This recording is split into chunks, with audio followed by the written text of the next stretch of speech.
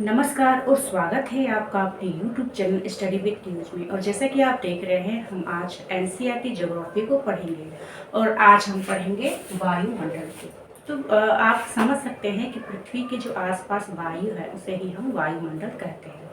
और इसमें कितने परसेंटेज आपका ऑक्सीजन है, कितना नाइट्रोजन है, ये सभी हमने अपने फर्स्ट पार्ट में पढ़ लिया है। और हमने अपने फर्स्ट पार्ट में क्षोभ मंडल और समताप मंडल इसे भी कंप्लीट कर लिया है। तो आगे बढ़ने से पहले हम इसे फिर से एक बार रिपीट कर लें। तो आप चित्र में देख सकते हैं, ये पृथ्वी है, ठीक है, ऐसे ही गोल है, हमारी जियोड है।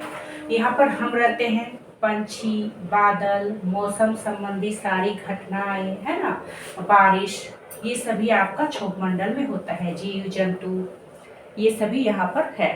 इसकी कह सकते हैं कि 8 से 14 किलोमीटर इसकी ऊंचाई रहती है, ठीक है। अब देखिए 165 मीटर पर ये -1 डिग्री टेम्परेचर, मतलब -1 डिग्री सेल्सियस ये घट जाता है टेम्परेचर, ठीक है। अब देखिए, जब आप क्षोभ मंडल और संताप मंडल इन दोनों के बीच में आएंगे 1.5 किलोमीटर तक, ठीक है, तो वहां पर आपको जो कह सकते हैं कि आपको ऐसा महसूस होगा कि ना हम क्षोभ मंडल में है, ना ही हम समताप मंडल में है, ठीक है। जब हवाई जहाज से हम ऊपर जाते हैं तो यहाँ पर कर सकते हैं कि काफ़ी कर सकते हैं, ऐसा लगता है कि काफ़ी जो हवाई जहाज होता है काफ़ी उसमें हलचल होती है, ठीक है। तो ये 1.5 किलोमीटर का जो एरिया होता है ये दोनों के बीच का ऐसा माना जाता है। तो ये क्षोभ मंडल है। उसके बाद हमने पढ़ा था समताप मंडल, जो कि 50 किलोमीटर तक है।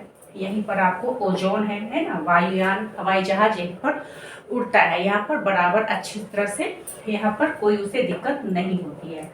उसके बाद है मध्य मंडल। मध्य मंडल है मतलब इन सभी के बीच में है, 80 किलोमीटर इसकी ऊंचाई होती है। यही जो है ये सबसे ठंडा एरिया होता है, -डिग्री में इसका टेम्परेचर रहता है, ठीक है।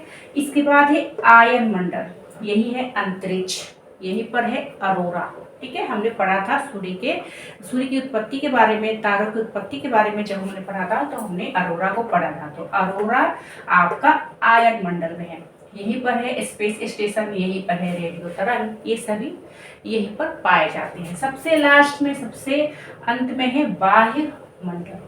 तो इस तरह से आप समझ सकते हैं कि वायुमंडल में 5 परत है। हम कहाँ रहते हैं? तो हम रहते हैं आपके क्षोभ मंडल में, ठीक है। मध्य को मध्य मंडल कहेंगे, ठीक है। इस तरह से आप याद कीजिए, हम कहाँ रहते हैं? क्षोभ मंडल में। पांचों के मध्य में है तीसरा, ठीक है, तो वो है मध्य मंडल। सबसे लास्ट, सबसे बाहर है आपका बाह्य मंडल। तो इस तरह से ट्रिक से आपने इन तीनों को याद किया।